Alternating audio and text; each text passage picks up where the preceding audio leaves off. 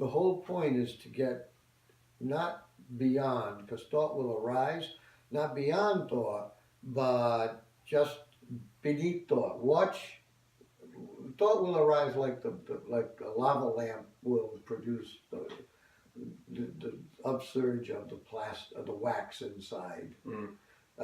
It'll just arise, and you can slow it down, in my opinion, in Hatha Yoga very nicely. Mm. Hatha Yoga means, to be yoked to God.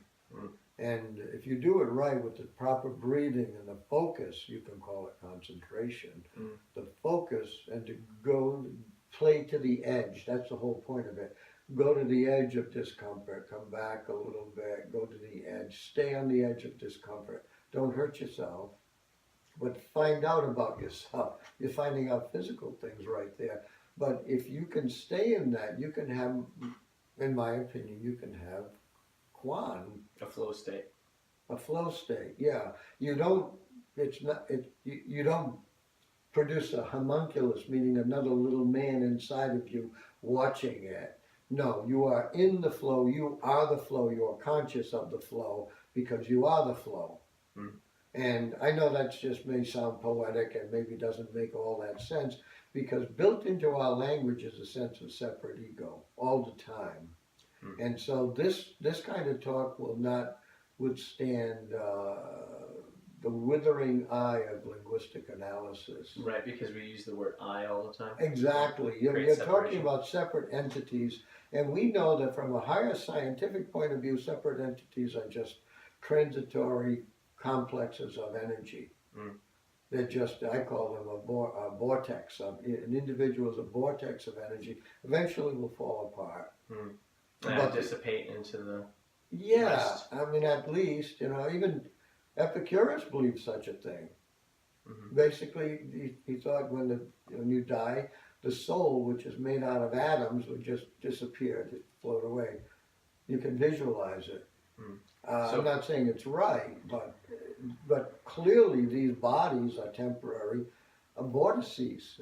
This is a vortex. This is a vortex as I see it. It's a set temporary thing. Of energy, of electromagnetism, and all of that heat, goes into of, it. Yeah, of thought. That make up this one. I used to call it a coalescence. Right. An individual is a coalescence of energy.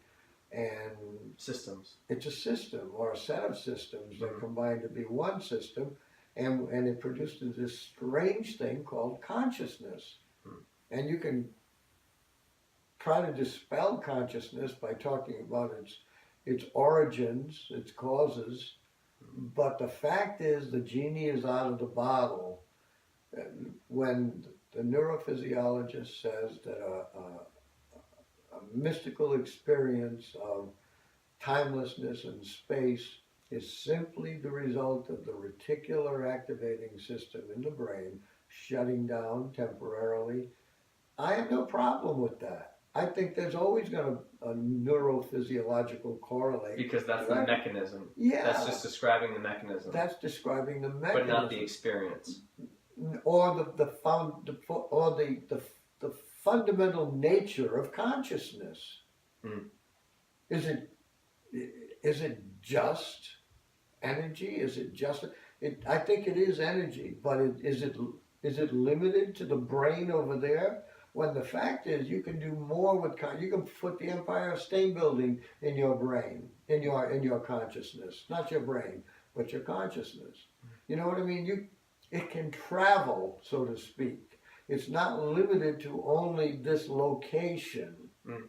It's there's a fallacy of simple location. Certainly, it doesn't fall into that category. There's so much to say about it.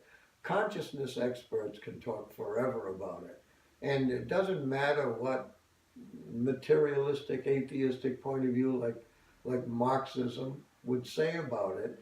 You cannot stop it from always overflowing the boundaries of the box you put it in.